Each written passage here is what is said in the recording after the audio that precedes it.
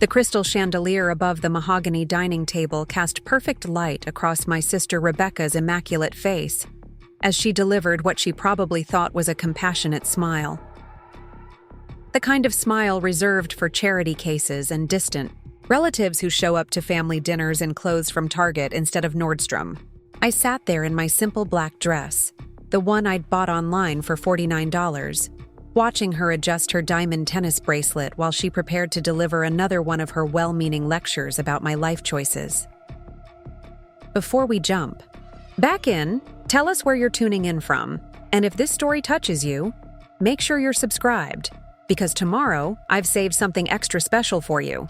What Rebecca didn't know, what none of them knew, was that the woman they'd been treating like the family failure for the past 5 years had just closed a deal that would change everything.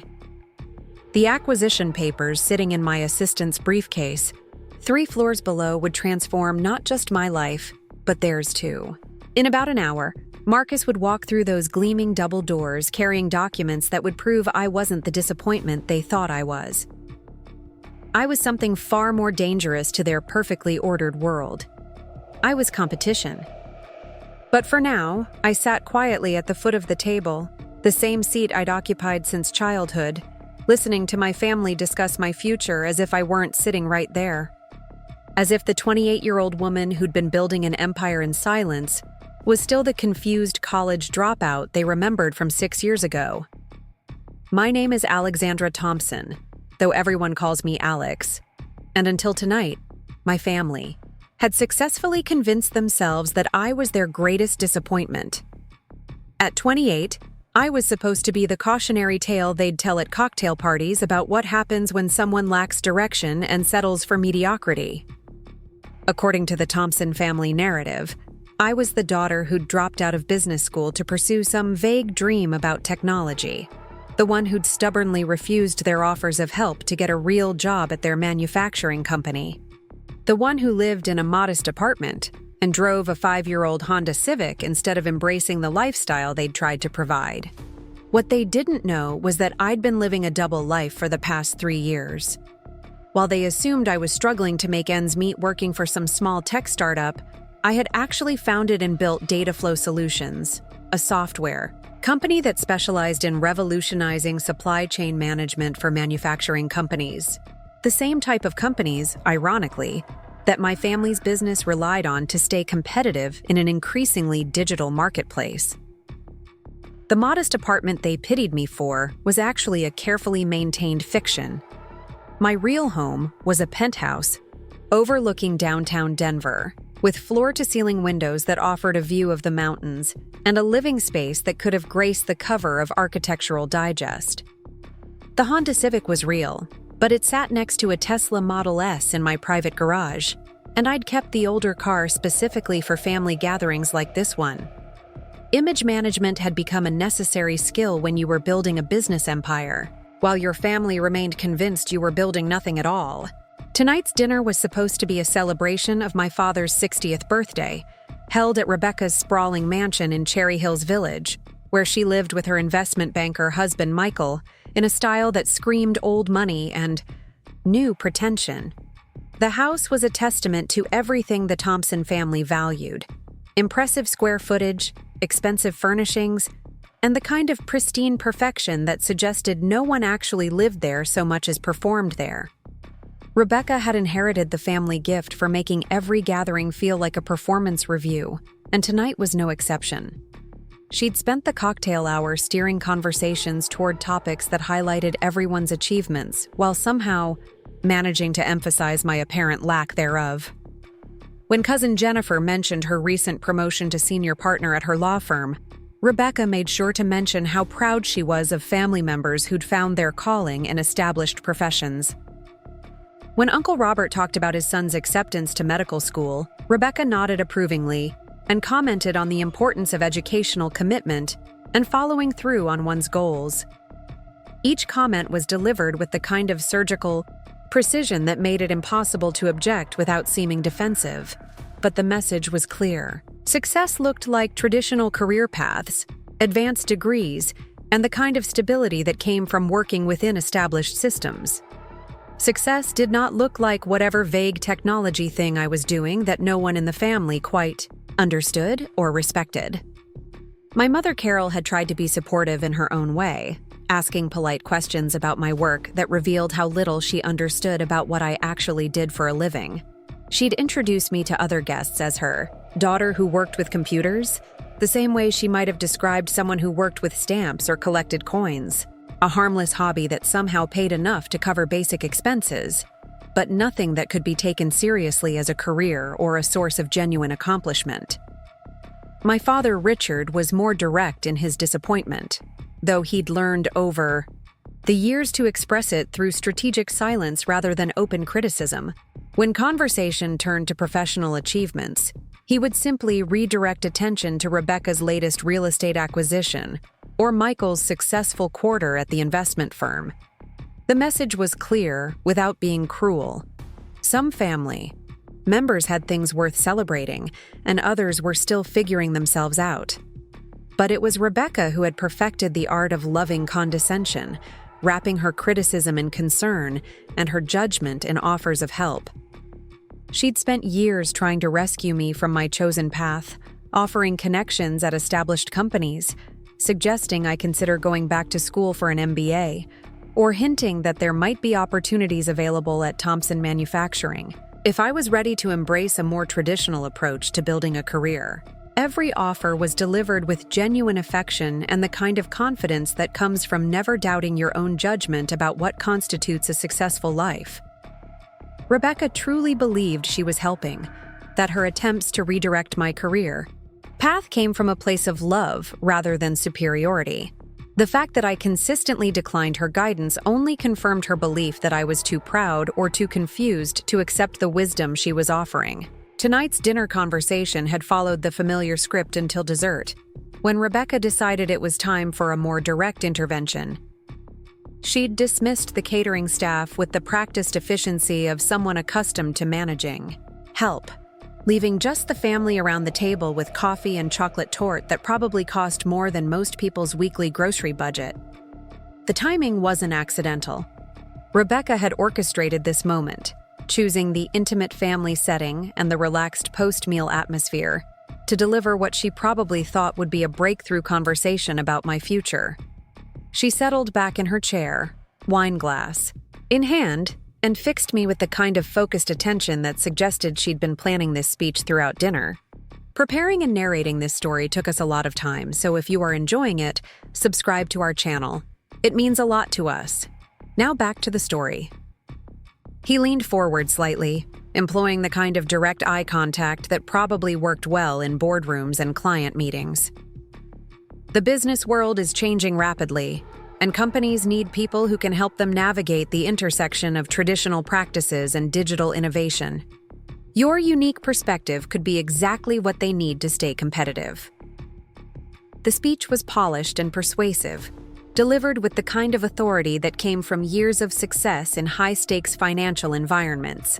Under different circumstances, I might have been flattered by the attention and impressed by their confidence in my potential.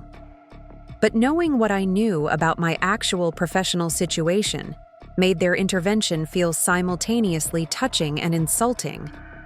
My phone buzzed quietly in my purse, a text message that I suspected might be from Marcus with an update about his arrival time. The acquisition documents were probably already in the building, waiting for the right moment to make their dramatic entrance. In less than an hour, this entire conversation would seem surreal, like a scene from someone else's life that had somehow intersected with my own. But for now, I was still playing the role of grateful younger sister, listening to career advice from family members who genuinely believed they were saving me from myself. The performance was becoming increasingly difficult to maintain, as their assumptions about my life grew more elaborate and their rescue plans became more detailed. Jenny finally spoke up, her voice carrying a note of curiosity that suggested she might be the only person at the table who suspected there was more to my story. Alex, what exactly does your current job involve? I mean, specifically, what do you do day to day? The question was simple but dangerous. requiring me to provide details that wouldn't contradict the modest lifestyle I'd been projecting, while also not revealing the true scope of my responsibilities. I'd become skilled at deflecting these inquiries over the past few years, but tonight felt different. Tonight, the truth was literally on its way to this dining room, and the effort required to maintain my carefully constructed fiction was becoming exhausting. "I work in software development," I said carefully. "Specifically, I help companies optimize their operational processes through better data management and system integration."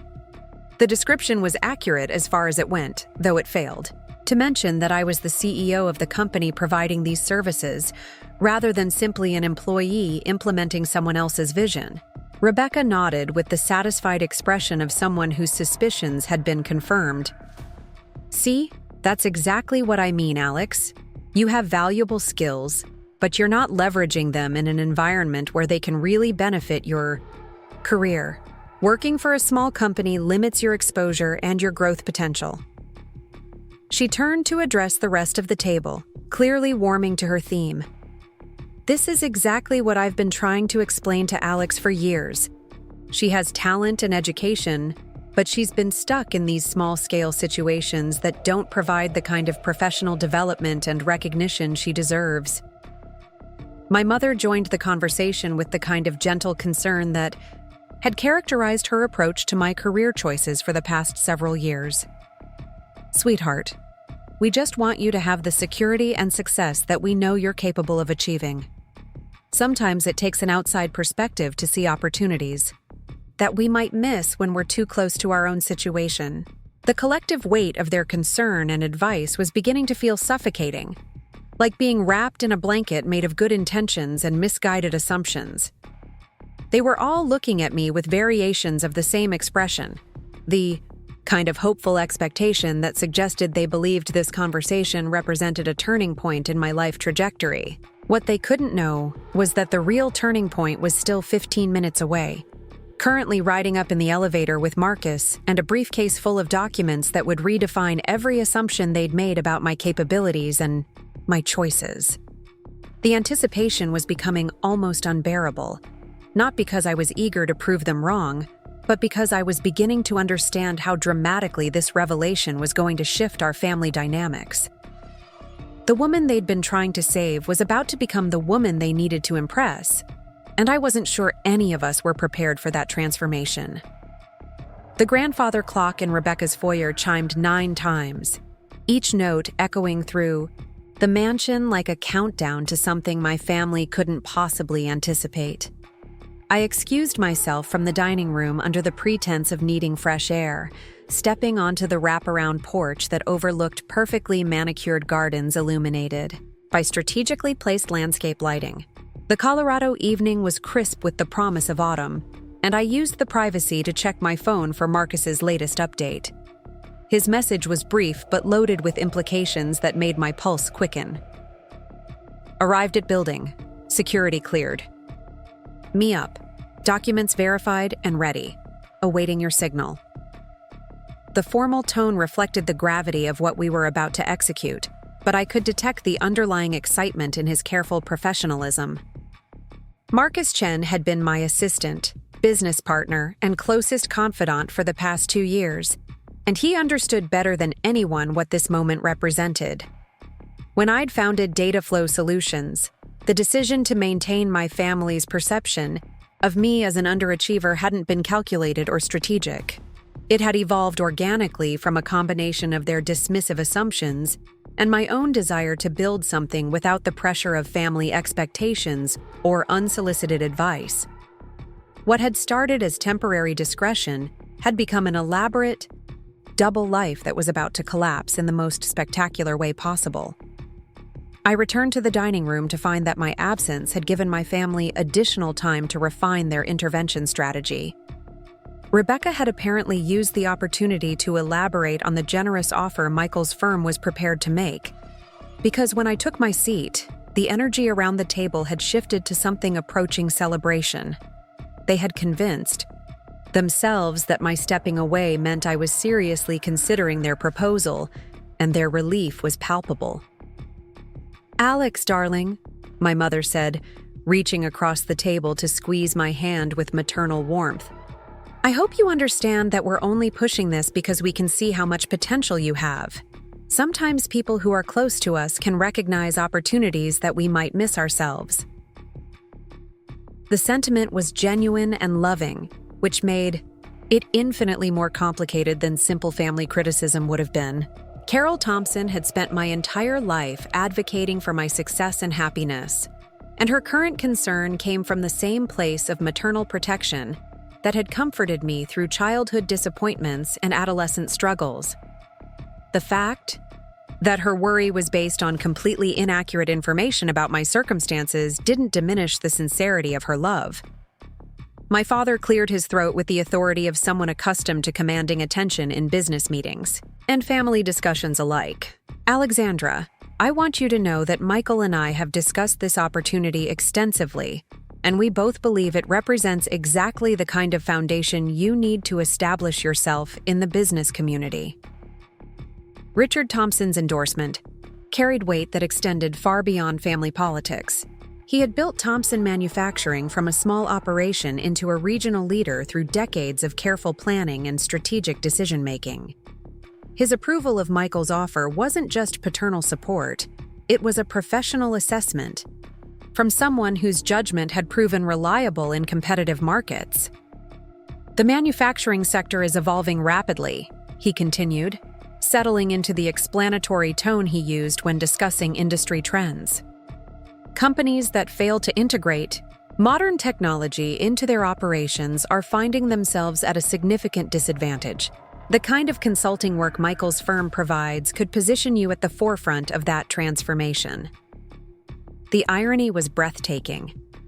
My father was essentially describing the exact market opportunity that Dataflow Solutions had been exploiting for the past 3 years, except he was explaining it as if I needed someone else to provide me access to that world. His manufacturing company was precisely the type of business that had made my software solutions so profitable. Struggling to modernize legacy systems while competing against more agile competitors who understood how to leverage data analytics and process automation. Rebecca leaned forward with renewed enthusiasm, clearly energized by having both parents reinforce her rescue mission. I've actually been researching the technology consulting space, Alex, and it's one of the fastest-growing sectors in professional services.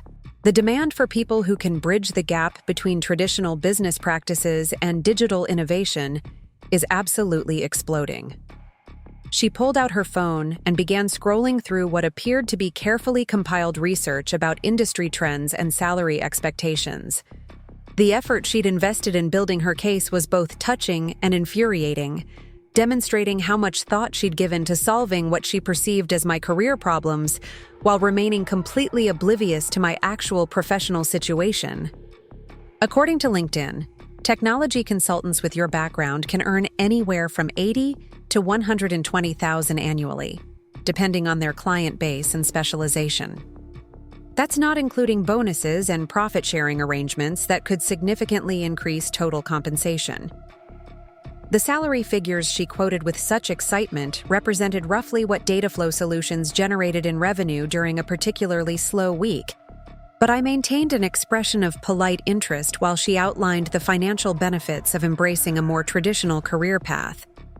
Her research was thorough and her intentions were admirable, which made the growing deception feel increasingly uncomfortable. Michael stepped back into the conversation with the practiced confidence of someone closing a deal that benefited all parties involved. Alex, I want to emphasize that this isn't charity or family favoritism.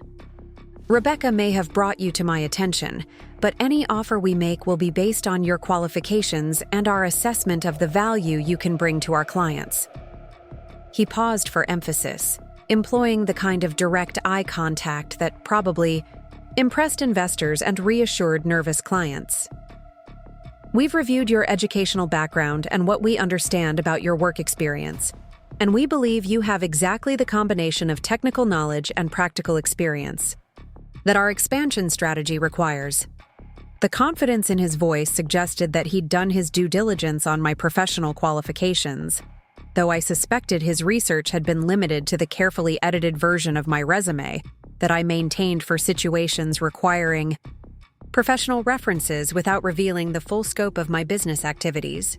Marcus had helped me create a plausible employment history that portrayed me as a mid-level software developer rather than a company founder, complete with verifiable references and project descriptions that matched my supposed role. Jenny had remained largely quiet throughout this extended family consultation, but I could see her studying my reactions with the kind of careful attention that suggested she was picking up on subtleties that the others were missing. At 25, she was closest to me in age and had always been the most perceptive member of our family when it came to reading between the lines of what people actually said versus what they meant.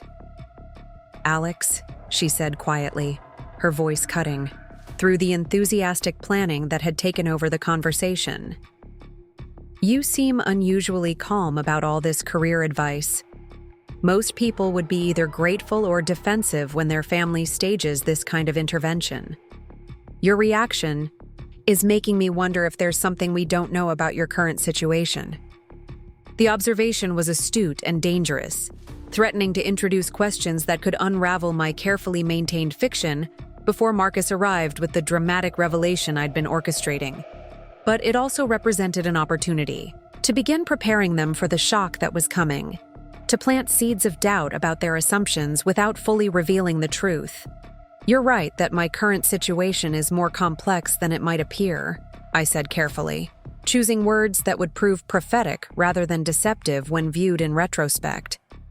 "I've been working on some projects that have evolved beyond what I originally expected when I started in this field." Rebecca interpreted my vague response as confirmation that I was finally ready to acknowledge the limitations of my current path. "That's exactly what we've been trying to tell you, Alex.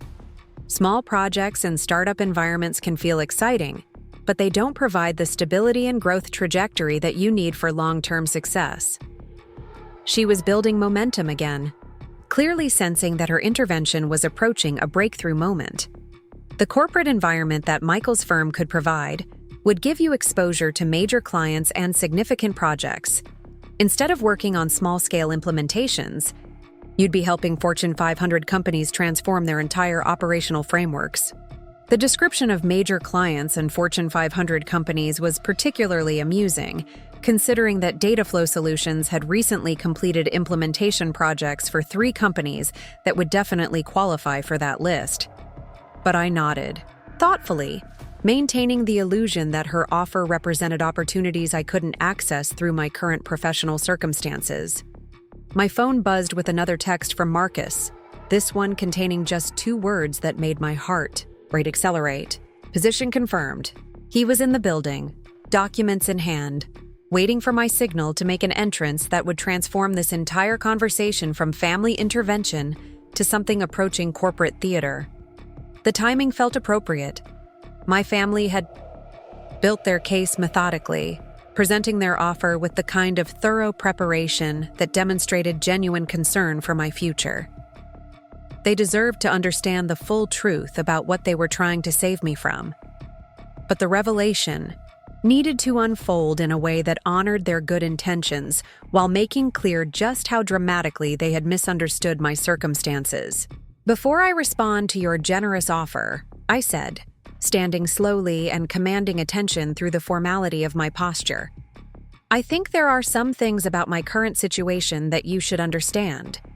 I've been protecting certain aspects of my professional life, partly for privacy reasons and partly because I wanted to achieve something significant before making any family announcements." The shift in my tone and demeanor created immediate tension around the table, the kind of focused attention that precedes either very good news or very bad news. Rebecca's confident expression faltered slightly, replaced by uncertainty about whether her intervention was about to succeed spectacularly or backfire in ways she hadn't anticipated. "What kind of things?" my father asked, his business instincts apparently detecting undercurrents that suggested this conversation was about to move in unexpected directions. "The kind of things that might change your assessment of whether I need career guidance or professional opportunities," I replied, reaching for my phone to send Marcus the signal we'd agreed upon, a simple message that would set in motion the most dramatic family revelation I'd ever orchestrated. "Come up." The response was immediate. "On my way." I returned my attention to my family, all of whom were now studying me with varying degrees of curiosity and concern. The confident energy that had driven their intervention was giving way to uncertainty as they processed the implications of my suddenly formal demeanor and cryptic references to professional circumstances they didn't understand. "Alex, you're being unnecessarily mysterious," Rebecca said, though her voice carried less authority than it had moments earlier. "Whatever your current job involves, we're simply trying to help you recognize opportunities that could advance your career more effectively."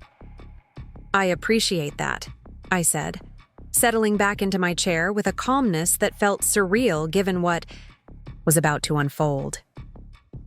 "And I think you'll find my response to your offer quite interesting. But first, I'd like you to meet someone who can provide better context for the decisions I've been making." The grandfather clock chimed the quarter hour, marking exactly 15 minutes since I'd texted Marcus my location within the mansion. Right on schedule, we heard the distant sound of the front doorbell, followed by Rebecca's housekeeper's voice, announcing that someone was here to see Miss Alexandra. Rebecca looked confused and slightly annoyed by the interruption to what she'd clearly planned as a private family discussion. "Alex, who exactly are you expecting at 9:30 on a Sunday evening?" "Someone who can help clarify my professional situation in ways that might surprise you," I said, standing again as footsteps approached the dining room. Marcus appeared in the doorway with the kind of professional poise that commanded immediate attention. At 32, he possessed the rare combination of technical expertise and business acumen that had made him invaluable during Dataflow Solutions' rapid growth phase. Tonight, he was dressed in a tailored charcoal suit that suggested important business rather than casual social calls, carrying a leather briefcase that clearly contained documents of significance. "Good evening," he said, addressing the room with polite formality before focusing his attention on me. "Ms. Thompson, I apologize for the late hour, but you indicated this matter required immediate attention." The use of my surname in a professional context created immediate cognitive dissonance around the table. My family was accustomed to thinking of me as Alex, the struggling young woman who needed career guidance and financial stability. The formal address suggested business relationships and professional responsibilities that didn't align with their understanding of my circumstances. "Marcus, thank you for coming," I replied, matching his professional tone while noting the curious expressions on my family's faces. "I'd like you to meet my family. This is my sister Rebecca and her husband. Michael, my parents Carol and Richard Thompson, and my sister Jenny." Marcus nodded politely to each person as they were introduced, his demeanor reflecting the kind of respectful confidence that successful executives develop when navigating complex social and business situations. But it was the briefcase that held everyone's attention, its obvious importance suggesting that whatever documents it contained were significant enough to warrant interrupting a family dinner. "Ms. Thompson," Marcus continued, opening the briefcase with ceremonial precision, "the documents you requested are ready for your review. The legal team completed their final verification this afternoon, and everything is prepared for your signature." He withdrew a thick stack of papers bound in elegant folders, each bearing the distinctive letterhead of major law firms and financial institutions. The professional presentation and obvious complexity of the documentation created immediate tension in the room as my family struggled to reconcile what they were seeing with their assumptions about my professional capabilities. Rebecca was the first to find her voice, though her usual confidence had been replaced by uncertainty that bordered on confusion. "Alex, what exactly is going on here? What kind of documents require this level of formality?" "The kind that conclude major business transactions," I said, accepting the folders from Marcus and setting them carefully on Rebecca's pristine dining table. "Specifically, the kind that finalize corporate acquisitions." The words hung in the air like an expensive perfume. creating a silence that felt dense with implications none of them were prepared to process. Corporate acquisitions belong to the world of serious business, the realm of significant financial transactions and strategic decision-making that they associated with Michael's investment banking career or my father's manufacturing operations. My mother was the first to voice what they were all thinking. "Sweetheart, I don't understand. What do corporate acquisitions have to do with your computer work?" "Everything," I replied, opening the first folder to reveal documents that would redefine their understanding of what my computer work actually entailed. Because for the past 3 years, I haven't just been working in technology. I've been building a technology company that specializes in exactly the kind of consulting work you've been trying to help me access through other people's firms. The revelation landed with the force of a physical blow, creating expressions of shock and disbelief that would have been comical under different circumstances. But there was nothing funny about watching my family's entire understanding of my life disintegrate in real time, replaced by confusion and the dawning realization that they had been operating with fundamentally incorrect information. Michael leaned forward, his investment banking instincts apparently kicking in as he tried to process what I was telling them. "Alex, are you saying that you own a consulting company? Like, you're not just an employee?" "I'm saying that I founded and currently serve as CEO of Dataflow Solutions, a software company that has been growing at an average rate of 40% annually for the past 2 years," I replied, pulling out the financial statements that Marcus had prepared for this moment. "We specialize in supply chain optimization and process automation for manufacturing companies, among other services." The mention of manufacturing companies caught my father's immediate attention. His business instincts overriding his parental shock as he began to grasp the potential implications of what I was describing. "What kind of manufacturing companies?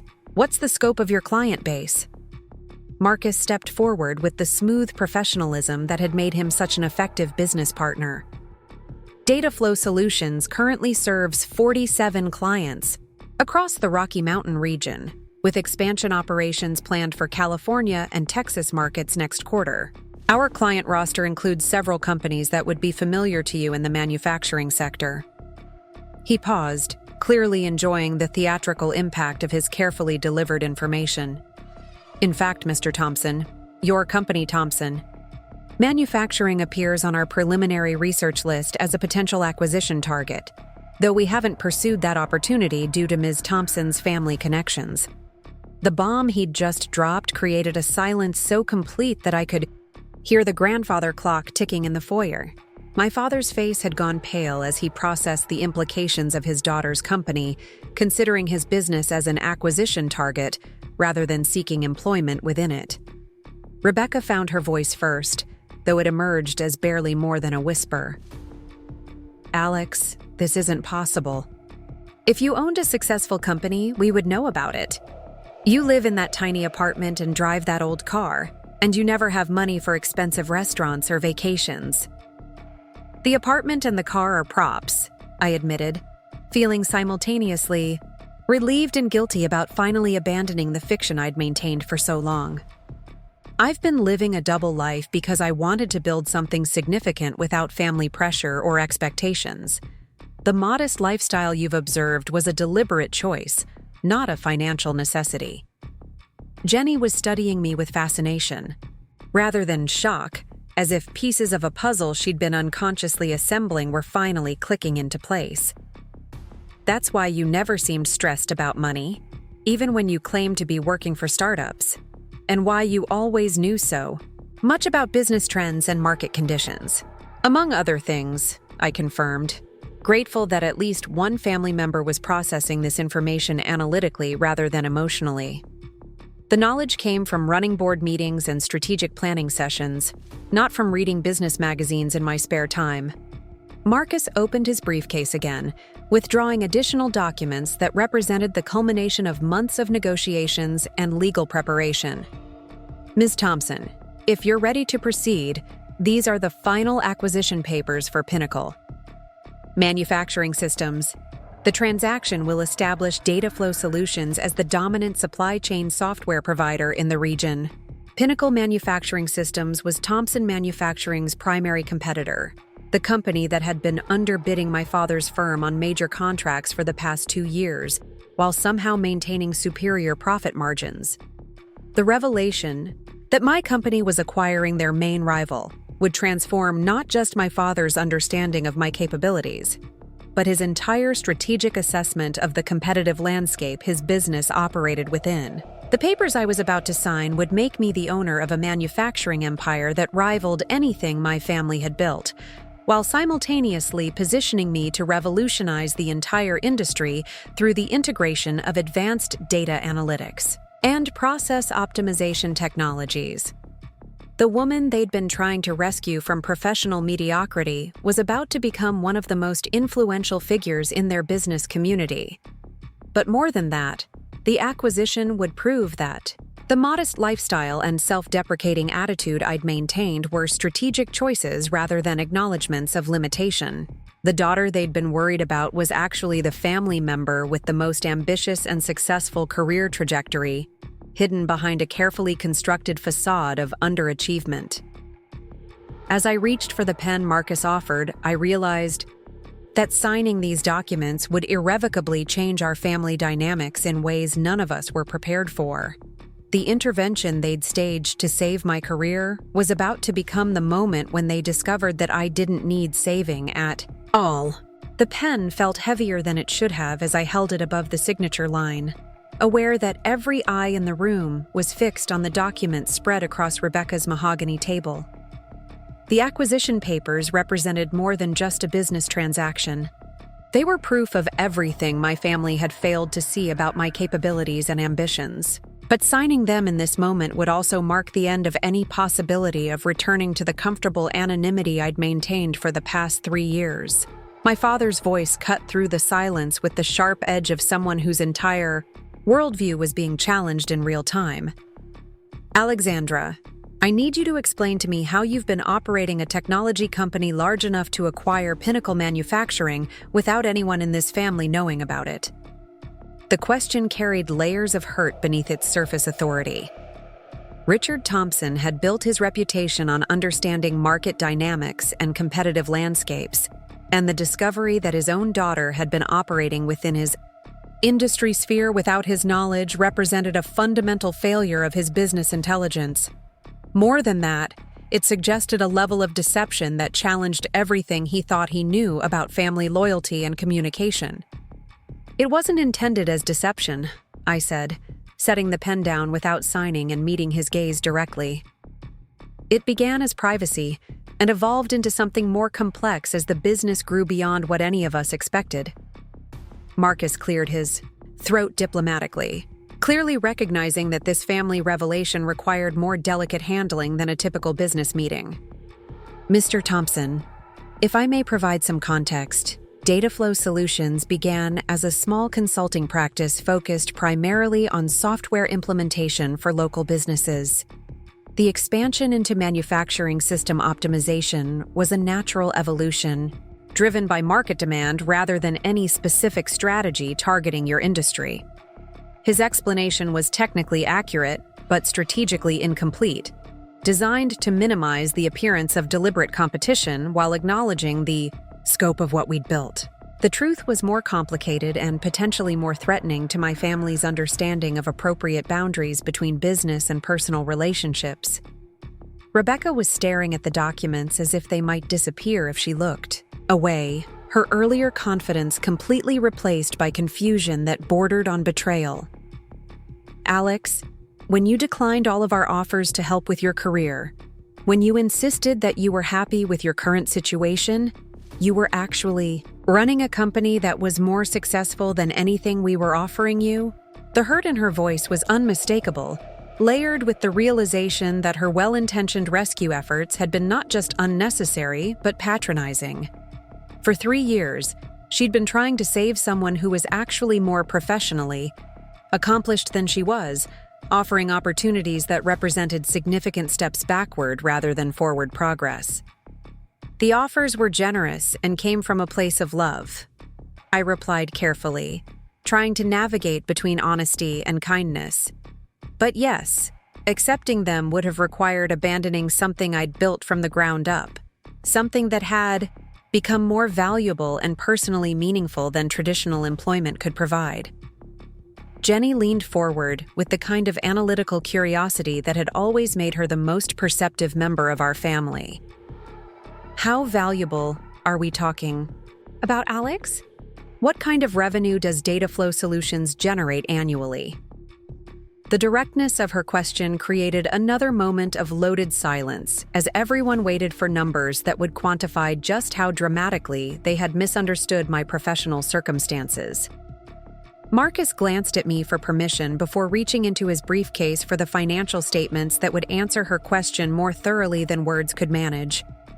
Data Flow Solutions generated $12.7 million in revenue last fiscal year, he said, placing the audited financial reports on the table with the same ceremonial precision he'd used for the acquisition documents.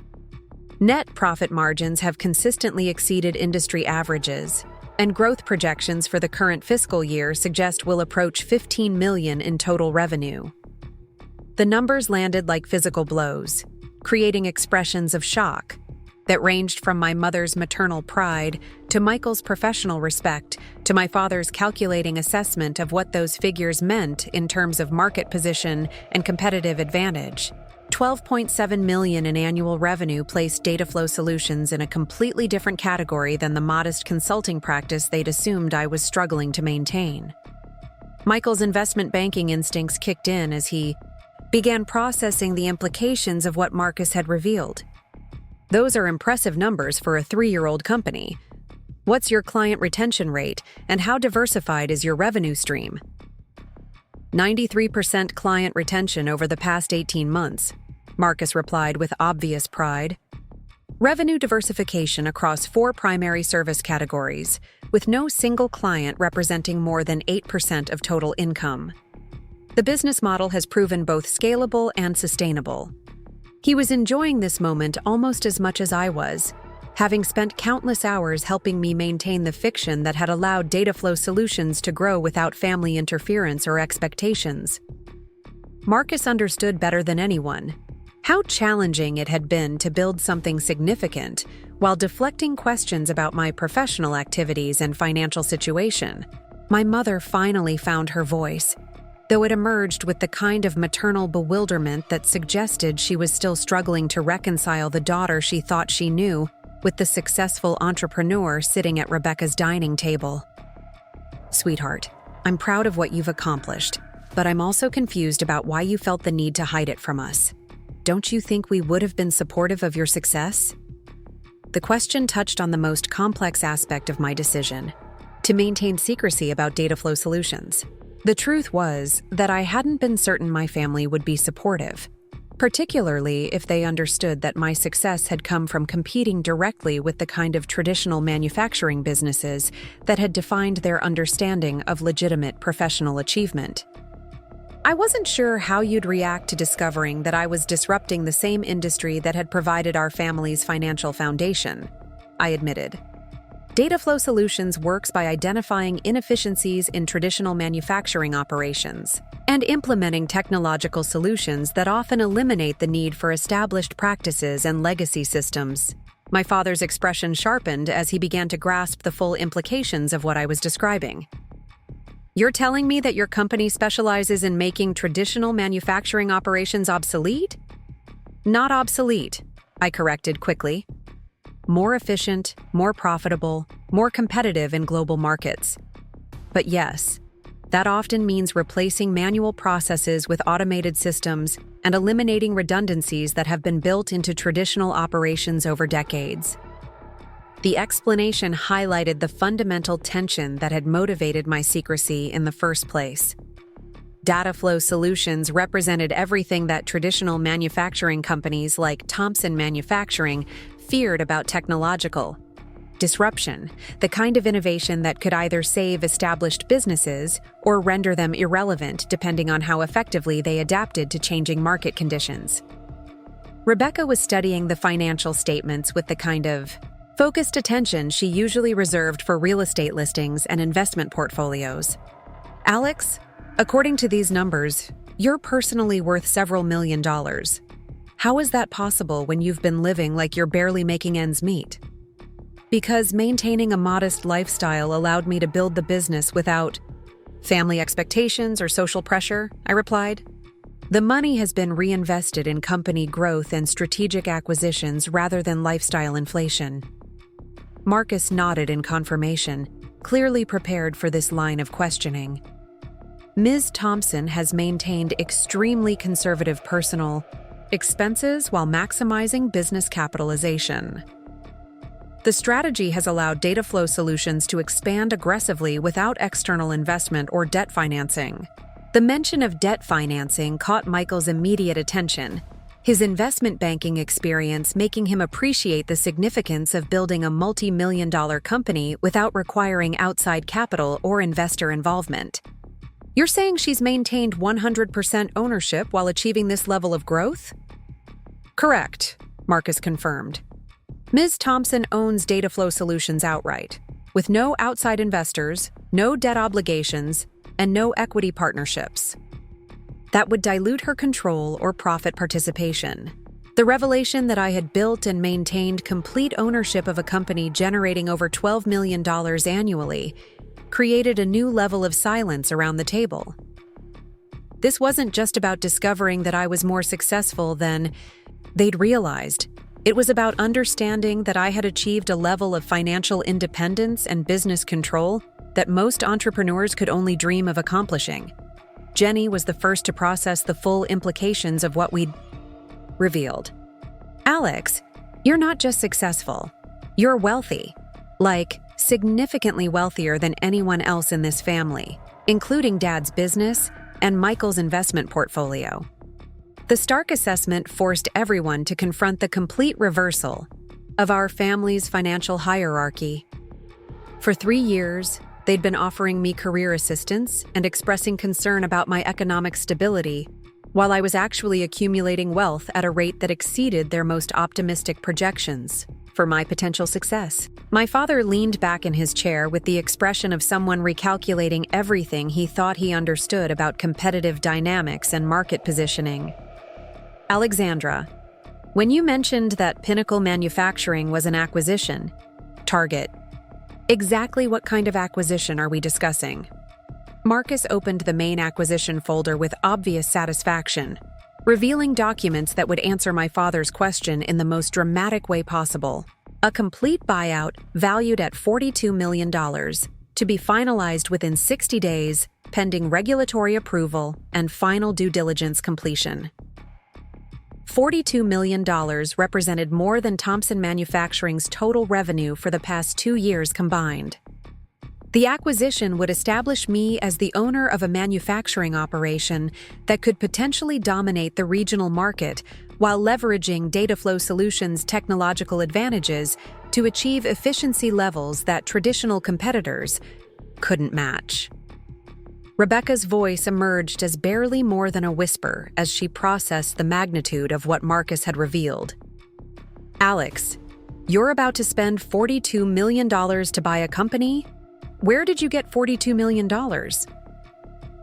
Combination of accumulated profits, strategic credit arrangements, and projected revenue from existing contracts, I replied, trying to sound casual about numbers that represented more money than my family had collectively earned throughout their entire careers.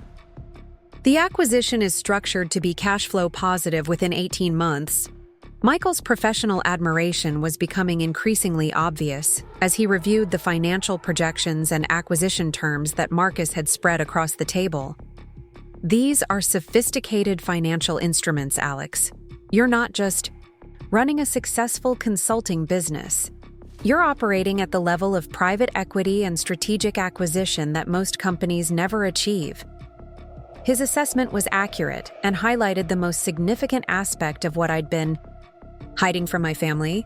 Data Flow Solutions hadn't just grown beyond their expectations, it had evolved into the kind of operation that commanded respect in serious business circles. the type of company that investment bankers and corporate attorneys took seriously as a market force rather than a startup experiment. The grandfather clock chimed 10 times, marking an hour since Marcus had arrived with documents that had completely transformed our family dinner from intervention to revelation.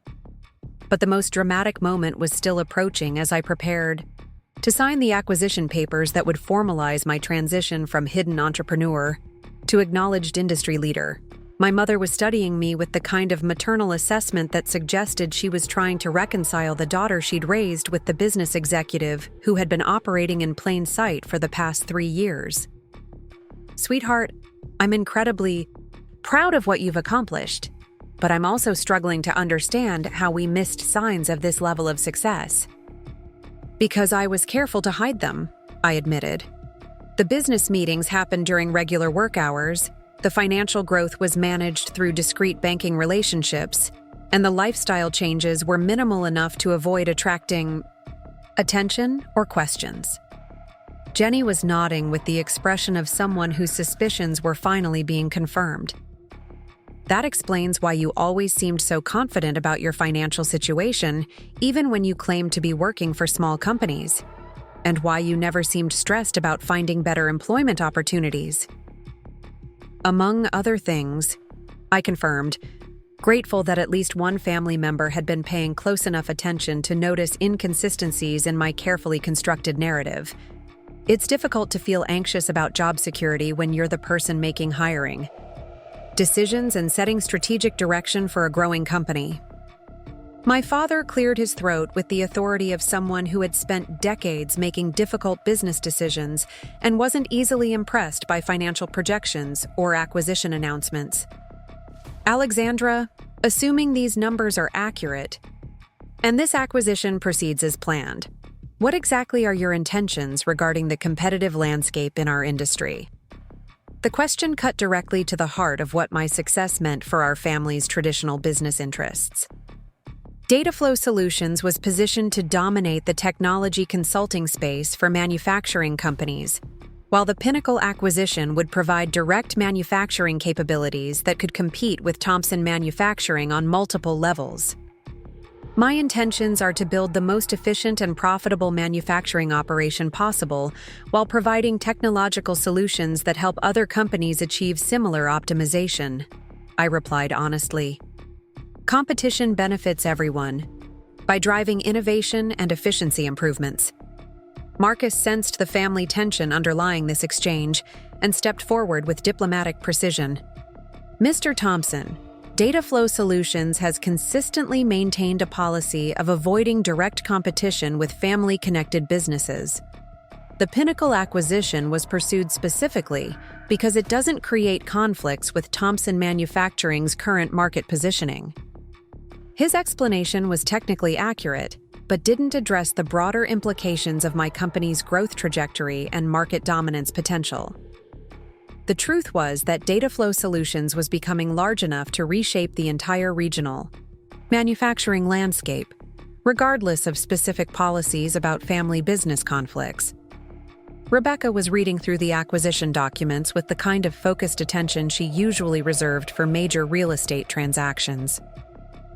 "Alex, these papers indicate that you'll own manufacturing facilities in 3 states after this acquisition closes. That's not a consulting business anymore. That's a manufacturing empire. It's a technology-driven manufacturing operation with consulting capabilities," I corrected, though her assessment wasn't entirely wrong. "The integration of software solutions with direct manufacturing control creates competitive advantages that traditional operators can't easily replicate." The distinction was important because it highlighted how Dataflow Solutions had evolved beyond its original consulting focus into something approaching vertical integration across multiple aspects of the manufacturing supply chain. The Pinnacle acquisition would provide manufacturing capabilities, while our existing software solutions would optimize those operations for maximum efficiency and profitability. Michael leaned forward with the kind of professional interest that suggested he was beginning to appreciate the sophisticated business strategy underlying what I'd built. "Alex, This represents exactly the kind of technology-driven consolidation that investment analysts have been predicting for the manufacturing sector. You're not just participating in that trend, you're leading it. His recognition of the strategic significance of what data flow solutions represented felt more validating than any family approval could have provided. Michael understood complex business operations and market dynamics at a level that allowed him to appreciate not just the financial success I'd achieved, but the innovative approach that had made that success possible. Jenny was studying the organizational charts and operational projections that Marcus had included with the acquisition documents. Alex, according to these staffing plans, you'll be employing over 200 people once the Pinnacle integration is complete. You're not just running a successful business, you're creating jobs and economic impact at a level that most established companies never achieve. The employment numbers represented another aspect of my success that I'd been unable to share. With my family, Data Flow Solutions hadn't just provided personal financial benefits. It had created meaningful career opportunities for dozens of employees, while contributing to regional economic development in ways that traditional consulting businesses rarely accomplished.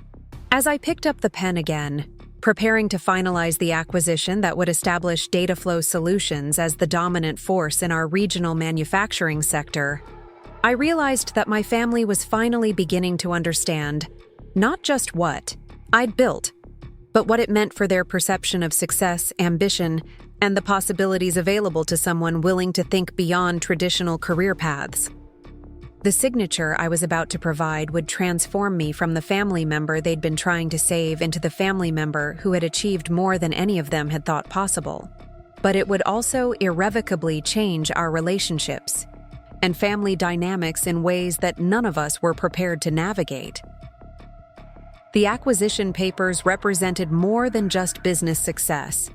They were proof that the daughter they'd underestimated had actually surpassed their highest expectations, while they were focused on trying to fix problems that had never existed in the first place. The weight of the pen in my hand seemed to increase with each passing second as the full implications of what I was about to sign settled over the dining room like a storm cloud heavy with electricity. My signature on these documents would officially make me the owner of Pinnacle Manufacturing Systems, but more than that, it would cement my position as a legitimate threat to everything my family had built their professional identities around.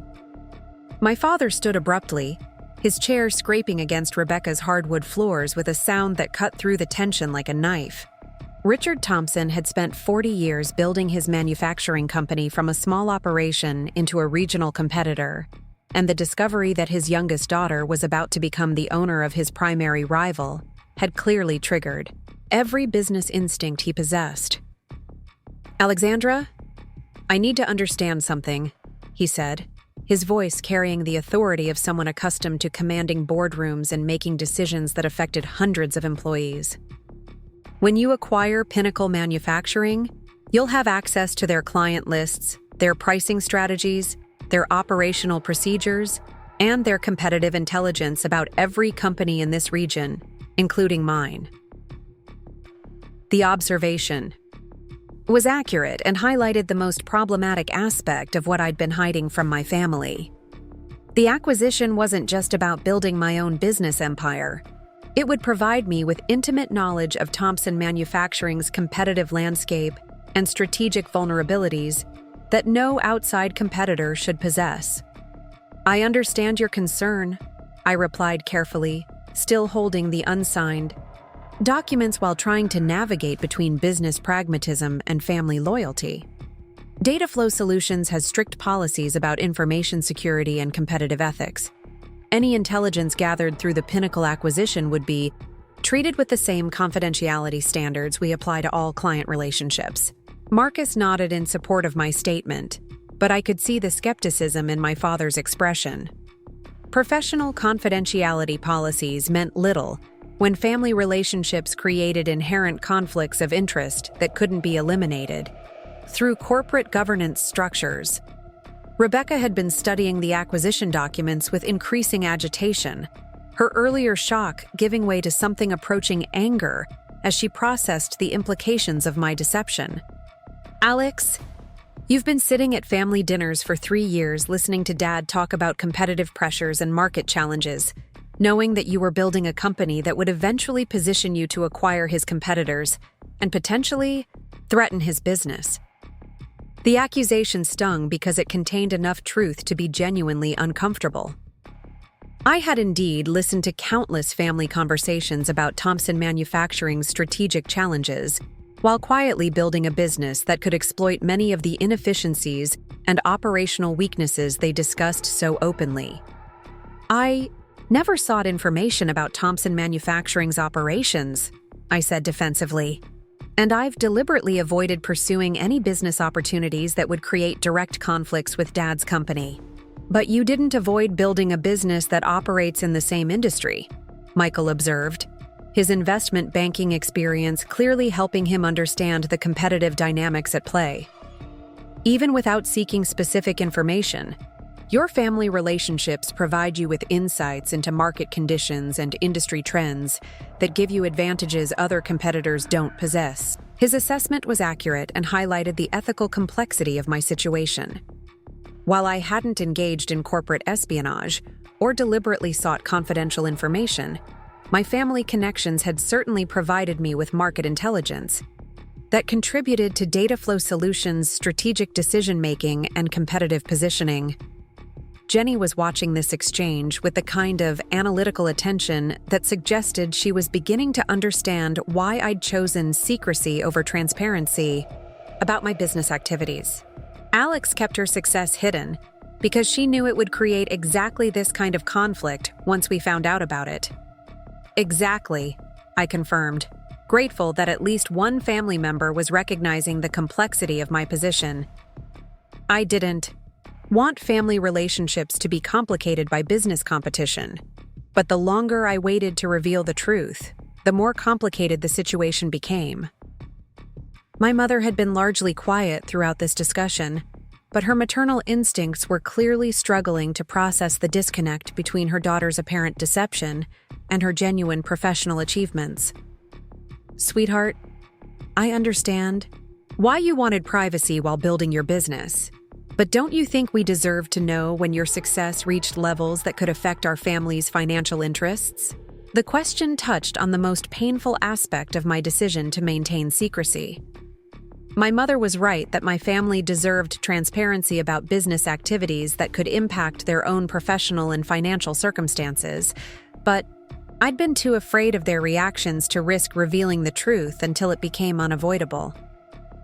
"I was afraid you'd try to talk me out of pursuing opportunities that seemed too risky or ambitious," I admitted.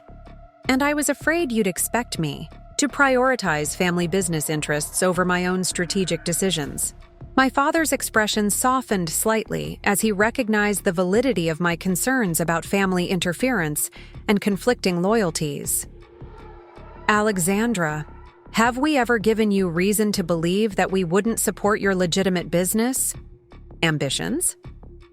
The question was fair, but missed the subtle pressures that had influenced my decision-making throughout Dataflow Solutions' development. While my family had never explicitly discouraged my entrepreneurial interests, their consistent emphasis on traditional career paths and established business models had created an environment where innovative approaches felt risky and potentially unwelcome. "Not explicitly," I replied honestly. "But the way you've talked about technology companies and startup culture over the years suggested that you viewed those approaches as less legitimate than traditional business models." Rebecca was nodding with obvious recognition, apparently remembering conversations where she and our parents had expressed skepticism about technology-driven business strategies and non-traditional career paths. "We did dismiss a lot of what you were interested in as trendy, rather than sustainable. Which is why I felt like I needed to prove the sustainability and profitability of what I was building before subjecting it to family scrutiny and advice," I said, finally setting the pen down without signing and addressing the room directly. I wasn't trying to deceive anyone maliciously. I was trying to protect something important from well-intentioned interference that could have undermined its development. Marcus cleared his throat diplomatically. clearly recognizing that this family discussion needed professional context to prevent emotional dynamics from overwhelming business realities. If I may offer some perspective, the challenges Ms. Thompson faced are common for entrepreneurs whose innovations disrupt industries where their families have established interests. He paused to ensure he had everyone's attention before continuing with the kind of measured professionalism that had made him invaluable during difficult negotiations. Data flow solutions represents exactly the type of technological advancement that manufacturing companies need to remain competitive in global markets. The question isn't whether this disruption will occur, but whether established businesses will adapt to leverage these innovations or resist them until they become obsolete. Michael leaned forward with renewed interest, his investment banking experience making him appreciate the broader market dynamics that Marcus was describing. You're saying that companies like Data Flow Solutions are inevitable, and the choice is whether traditional manufacturers partner with them or compete against them. Precisely, Marcus confirmed. Ms. Thompson's success demonstrates that there's significant market demand for the services Data Flow Solutions provides. If her company didn't fill that demand, other technology firms would emerge to capture those opportunities. My father was processing this information with the kind of strategic thinking that had made Thompson Manufacturing successful, despite increasing competitive pressures. So the question becomes whether Alexandra's success represents a threat to our family business or an opportunity to leverage competitive advantages that other companies can't access. The shift in his perspective was subtle but significant, suggesting that he was beginning to view my technological expertise as a potential asset rather than simply a competitive threat. The possibility of collaboration rather than competition had apparently occurred to him as a way to resolve the conflicts created by our overlapping business interests. That depends on whether Thompson Manufacturing is interested in modernizing its operations to achieve the kind of efficiency improvements that Data Flow Solutions provides for other clients. I said carefully, recognizing the delicate balance required to discuss potential business relationships with family members. Rebecca was studying both of us with the expression of someone whose understanding of family dynamics was being challenged in real time. Are you seriously considering doing business together after everything that's happened tonight? I'm considering whether the competitive advantages that family collaboration could provide outweigh the complications it would create, my father replied with characteristic directness. Alexandra has clearly demonstrated expertise in areas where Thompson Manufacturing needs improvement.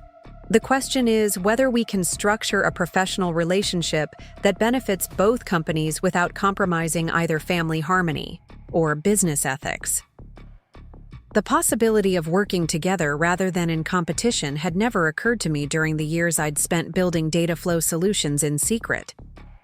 I'd assumed that revealing my success would create permanent conflicts that would force me to choose between family relationships and business interests. But my father's pragmatic response suggested more collaborative possibilities than I'd anticipated. Jenny was watching this negotiation with obvious fascination, clearly recognizing that we were potentially witnessing the transformation of our family's business landscape in real time. This is incredible. Alex spent 3 years thinking she had to choose between family approval and business success, and it turns out the real opportunity was combining both. It's not that simple, I cautioned, though her observation contained more truth than I'd expected when I'd planned this revelation. Mixing family relationships with business partnerships creates complications that can damage both if they're not managed carefully. Marcus nodded in agreement, his experience with complex business relationships making him understand the risks involved in family-based commercial arrangements.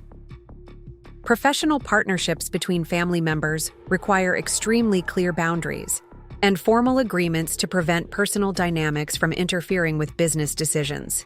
My mother had been listening to this discussion with the kind of maternal concern that suggested she was more worried about family harmony than business opportunities. I want both of my daughters to be successful, but I also want our family relationships to survive whatever business decisions you make. That's exactly why I've been so careful about maintaining separation between data flow solutions and family relationships, I replied. I didn't want business success to come at the expense of personal connections that matter more than any amount of money or professional achievement. Michael was reviewing the acquisition documents again, his professional attention focused on the strategic implications of the Pinnacle purchase rather than the family dynamics surrounding my revelation. Alex, regardless of how your family business relationships evolve, this acquisition positions Data Flow Solutions as a major player in the regional manufacturing sector. That's going to have implications that extend far beyond family considerations. He was right that the Pinnacle acquisition would establish me as a significant force in our local business community, with influence and responsibilities that would affect far more than just my personal success or family relationships. The transition from hidden entrepreneur to acknowledged industry leader would require navigation of political and social dynamics that I'd been able to avoid while operating in relative anonymity.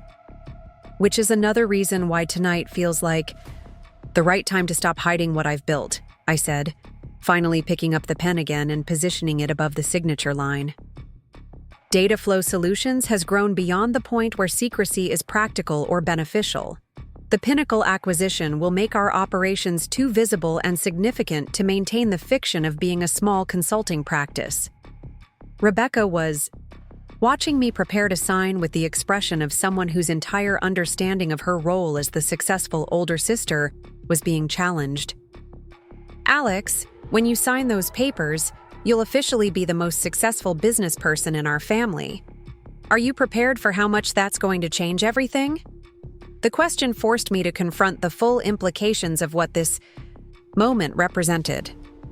For 28 years, I'd been the youngest daughter, the one who needed guidance and support, the family member whose potential was discussed rather than whose achievements were celebrated.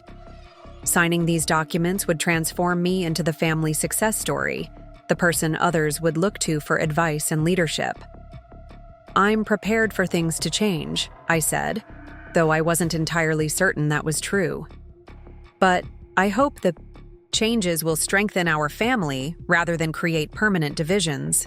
My father stepped closer to the table, his business instincts clearly engaged as he watched me prepare to finalize a transaction that would reshape our regional competitive landscape. Alexandra, before you sign those documents, I want you to know that I'm proud of what you've accomplished, even if I'm still processing the implications of how you accomplished it. The acknowledgement meant more than any amount of money or business success could provide, representing the professional recognition I'd been seeking from my family throughout Data Flow Solutions development. Thank you, Dad. That means everything. To me. Jenny was practically vibrating with excitement as she watched this family drama unfold in real time. This is like something out of a movie. The underachieving youngest daughter turns out to be a secret business mogul who's about to acquire her father's competitor while sitting at a family dinner where everyone was trying to find her a better job. Her summary was accurate and highlighted the almost surreal nature of what we'd all experienced over the past 2 hours. The intervention that was supposed to save my career had instead revealed that I'd already built something more successful than anything they could have offered me. Marcus was checking his watch with obvious anticipation, clearly eager to finalize the acquisition that we'd been planning for months. Ms. Thompson, the closing deadline is tomorrow at noon. If you're comfortable proceeding, we should complete the signature process tonight. The reminder about timing added urgency to what had become an intensely personal family moment. These weren't just acquisition papers. They were documents that would officially establish me as the business person I'd been working to become for the past 3 years. As I positioned the pen above my name, I realized that everything that happened after this signature would represent a new chapter, not just for Data Flow Solutions, but for our entire family's understanding of success, ambition, and the sometimes surprising paths that lead to both. The silence that followed my signature was deafening, broken only by the soft scratch of expensive paper as Marcus gathered the completed acquisition documents with practiced efficiency. The ink was barely dry on my name when the full weight of what I'd just accomplished settled over Rebecca's dining room like morning fog rolling across the Denver skyline. I was no longer the family's cautionary tale about unfocused ambition and poor career choices. I was now officially the owner of a $42 million manufacturing empire. Jenny was the first to break the spell, her voice filled with an awe that bordered on disbelief. "Alex, you just casually signed papers worth more money than most people see in their entire lifetime. How does that feel?" The question forced me to confront emotions I'd been suppressing throughout this entire evening of revelations and family confrontations. For 3 years, I'd imagined this moment of transparency as either triumphant vindication or catastrophic family destruction. What I hadn't anticipated was the complex mixture of relief, satisfaction, and unexpected vulnerability that came with finally abandoning the elaborate fiction I'd maintained about my professional circumstances. Terrifying and liberating at the same time, I admitted, watching Marcus secure the documents in his briefcase with the kind of ceremonial precision that major business transactions deserved. I've been preparing for this acquisition for months, but I never imagined finalizing it would happen during a family dinner where everyone was trying to rescue me from professional mediocrity. My father moved closer to examine the completed paperwork, his business instincts clearly engaged as he processed the magnitude of what had just occurred at his daughter's dining table. "Alexandra, you've just become one of the largest manufacturing employers in Colorado. That comes with responsibilities and visibility that extend far beyond personal success or family relationships." His observation was accurate and sobering, highlighting aspects of my new circumstances that I'd been too focused on family dynamics to fully consider. The Pinnacle acquisition would establish Data Flow Solutions as a major economic force in our region, with obligations to employees, communities, and stakeholders that would transform my role from entrepreneur to corporate leader. "I understand that," I replied, though the full implications were still settling into my consciousness like sediment in disturbed water. Data Flow Solutions has been preparing for this level of responsibility throughout our growth phase. We have the management, systems, and operational infrastructure necessary to handle expanded operations. Marcus nodded in confirmation, clearly eager to provide professional context that would demonstrate the serious preparation underlying what might appear to be an impulsive business decision. The Pinnacle integration plan has been in development for 18 months, with detailed projections for employment retention, operational efficiency improvements, and community economic impact. Rebecca was studying me with an expression that combined sisterly pride with something approaching professional respect, as if she was seeing me clearly for the first time in years. "Alex, I owe you an apology. We've been treating you like someone who needed career guidance and financial assistance, when you've actually been building something more impressive than anything any of us have accomplished." The acknowledgement was gracious and highlighted the fundamental reversal in our family dynamics that tonight's revelations had created. Rebecca had spent 3 years positioning herself as the successful older sister offering wisdom and opportunities to her struggling younger sibling, only to discover that her sibling had quietly surpassed her achievements while she'd been focused on rescue missions and interventions. "You were trying to help based on the information you had," I replied diplomatically. "I created the illusion that I needed help by hiding evidence of my actual circumstances. Your concern came from love, even if it was based on incomplete understanding." My mother reached across the table to squeeze my hand with the kind of maternal warmth that had anchored our family through every crisis and celebration we'd experienced together. "Sweetheart, I'm incredibly proud of what you've built, but I'm also sad that you felt like you couldn't share your success with us as it was happening." The regret in her voice touched on the most painful aspect of my decision to maintain secrecy about Data Flow Solutions.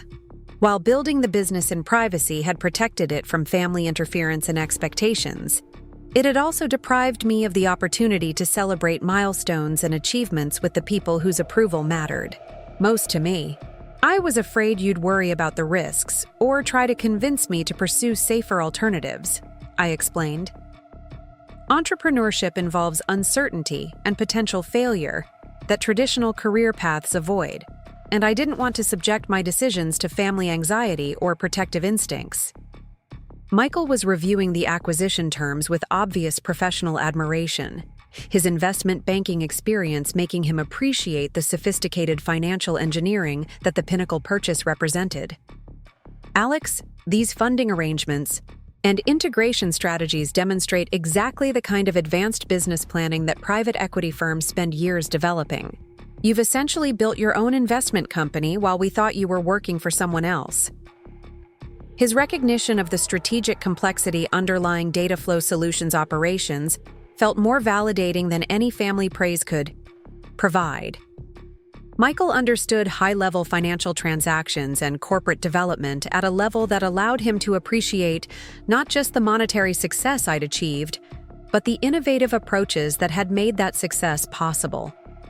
The investment component evolved naturally as we identified acquisition opportunities that aligned with our technological capabilities, I said, trying to sound modest about business strategies that had required years of careful planning and execution. Vertical integration through strategic purchases has allowed us to control more aspects of the manufacturing supply chain while maintaining competitive advantages through proprietary software solutions. Jenny was shaking her head with amazement, clearly still processing the magnitude of the evening's discoveries.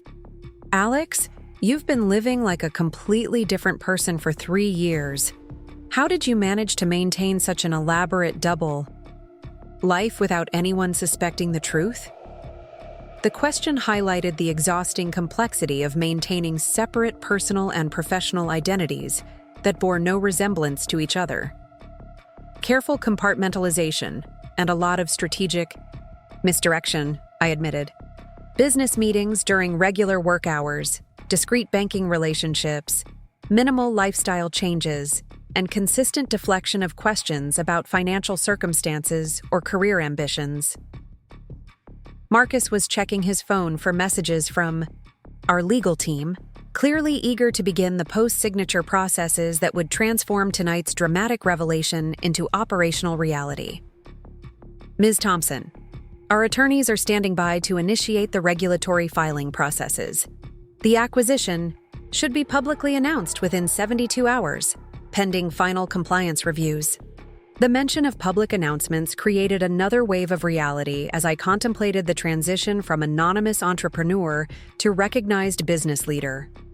Within days, my success would become public knowledge throughout our business community, eliminating any possibility of returning to the comfortable obscurity I'd maintained while building Data Flow Solutions. My father was studying the organizational charts and staffing projections that accompanied the acquisition documents, his manufacturing experience making him appreciate the employment and economic development implications of what I'd just finalized. Alexandra, you're going to be responsible for over 200 jobs once this integration is complete. That's not just business success, that's community leadership and economic stewardship. The weight of that responsibility was both exhilarating and sobering, representing a level of influence and obligation that I'd been working toward but hadn't fully prepared myself to embrace. I understand the obligations that come with that level of employment and community impact. Data Flow Solutions has always prioritized sustainable growth and responsible business practices. Rebecca stood and moved to the window overlooking her perfectly landscaped backyard, clearly processing the implications of having a sister whose business empire would soon eclipse anything she'd achieved in real estate and investment management. Alex, when this acquisition becomes public knowledge, you're going to become one of the most prominent business people in Denver. Are you prepared for that kind of visibility and attention? The question touched on aspects of success that I'd been too focused on operational details to fully consider. Public recognition and community prominence came with social obligations and professional expectations that would transform my personal life as dramatically as my business circumstances. I'll learn to navigate those responsibilities as they develop, I said, though I wasn't entirely certain how dramatically public success would change my daily existence. The important thing is ensuring that Data Flow Solutions continues to provide value for clients and opportunities for employees, while maintaining the innovation and efficiency that have driven our growth. My mother was looking at me with the kind of maternal assessment that suggested she was trying to reconcile the daughter she'd raised with the corporate executive who had been operating in plain sight for years.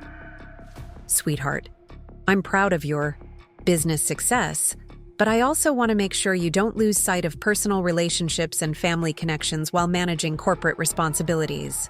Her concern reflected the universal tension between professional achievement and personal fulfillment that successful entrepreneurs constantly navigate. "Family will always be my priority," I assured her. "Business success means nothing if it comes at the expense of relationships with people I love." Marcus was organizing his briefcase with obvious satisfaction, clearly pleased that months of preparation had culminated in a successful acquisition closure under circumstances that had exceeded our most optimistic projections for family acceptance and professional recognition. "Ms. Thompson, I'll coordinate with our communications team tomorrow to develop public announcements that position the acquisition appropriately for community and industry audiences." The mention of communication strategy reminded me that Data Flow Solutions would need to transition from a privately held company operating below the public radar to a recognized industry leader subject to media attention and stakeholder scrutiny. "Schedule a meeting with our senior staff tomorrow to discuss integration timelines and public relations protocols." Jenny was watching this business coordination with fascination, clearly amazed by the professional machinery that had been operating behind my carefully maintained facade of modest employment and financial uncertainty. "Alex, listening to you discuss corporate communications and integration protocols is surreal after 3 years of family dinners, where we worried about your career prospects and financial stability." The observation highlighted the almost absurd disconnect between my family's perception of my circumstances and the reality of my professional situation. The gap between appearance and reality became more difficult to maintain as the business grew, but I was committed to proving sustainability and profitability before subjecting my decisions to family scrutiny. My father extended his hand with the kind of formal gesture that acknowledged our transition from family relationships to professional mutual respect. "Alexandra, congratulations on building something remarkable. I hope you'll consider ways that Thompson Manufacturing might benefit from the expertise you've developed." The handshake represented more than personal recognition. It signified his acceptance of me as a legitimate business leader whose success commanded professional attention rather than familial concern. I'd welcome the opportunity to discuss how Data Flow Solutions might help Thompson Manufacturing achieve operational improvements and competitive advantages. Rebecca turned from the window with an expression that combined sisterly affection with newfound professional respect. "Alex, I owe you more than an apology. I owe you recognition that you've accomplished something extraordinary while I was focused on offering you opportunities that would have represented significant steps backward from what you'd already achieved." The acknowledgement was gracious and highlighted the complete reversal in our family hierarchy that tonight's revelations had created. Your offers came from love and genuine concern. The fact that they weren't necessary doesn't diminish the generosity behind them.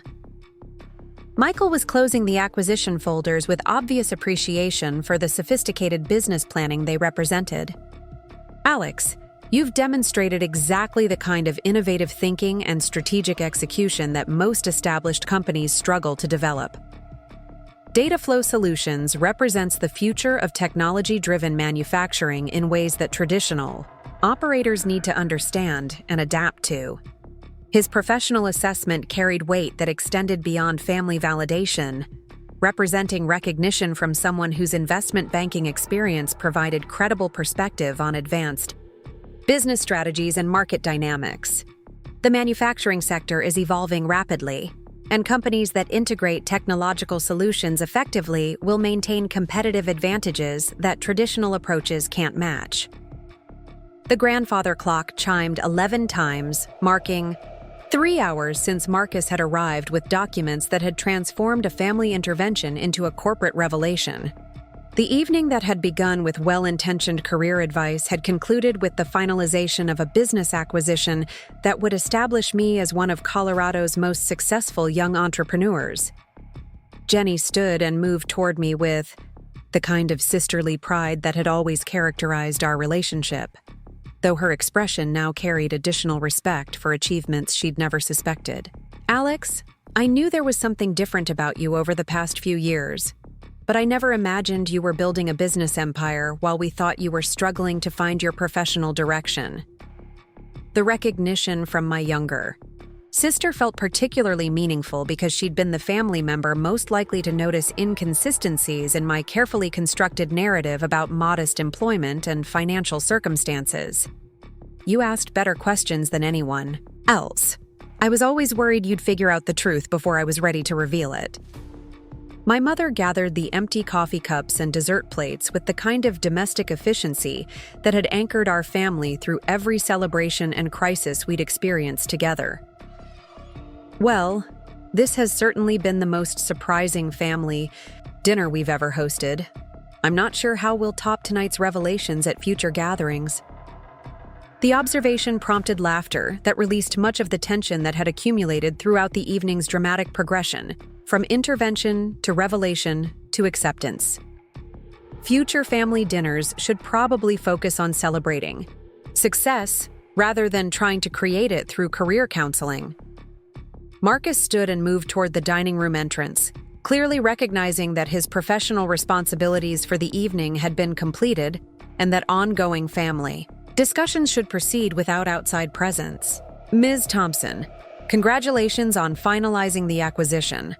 I'll coordinate tomorrow's operational activities and communicate with our management team about integration timelines."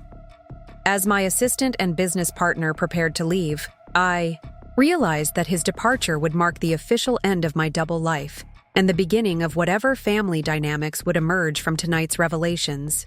"Thank you for everything, Marcus. Your support has been invaluable throughout this entire process." After Marcus left, my family and I spent another hour discussing the implications of what we'd all learned and experienced. The conversation covered everything from operational details about data flow solutions to philosophical questions about success, ambition, and the sometimes surprising paths that lead to both personal fulfillment and professional achievement. By the time I finally drove home in my 5-year-old Honda Civic, the last prop from my carefully maintained fiction about modest circumstances, I felt lighter than I had in years. The weight of secrecy and deception had been replaced by the satisfaction of family acceptance and professional recognition that exceeded my most optimistic expectations.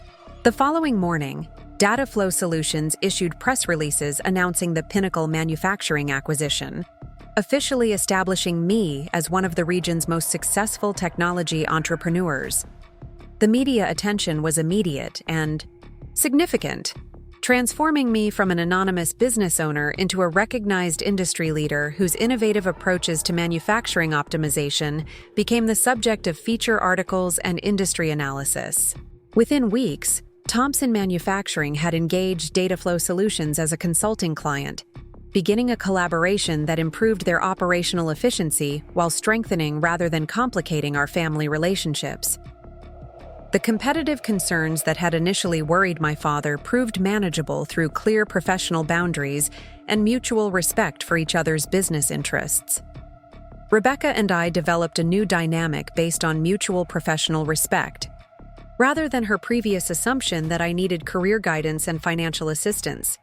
She began referring real estate clients to Data Flow Solutions for property development consulting, while I provided her with market intelligence about regional business trends that enhanced her investment strategies. The family intervention that was supposed to save my career had instead revealed that I'd already built something more successful than any of them had imagined possible.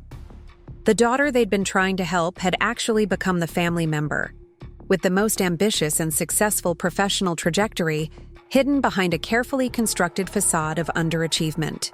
6 months later, As I sat in my downtown Denver penthouse reviewing quarterly reports that showed data flow solutions continuing to exceed growth projections, I reflected on how dramatically one evening had transformed not just my family relationships, but my entire approach to balancing personal authenticity with professional ambition.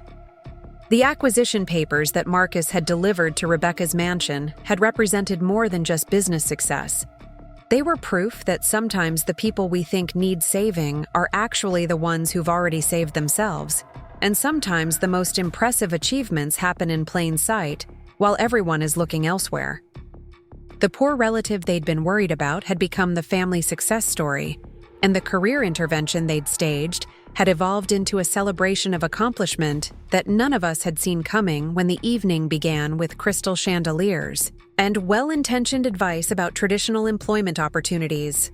Up next, you've got 2 more standout stories right on your screen. If this one hit the mark, you won't want to pass these up. Just click and check them out.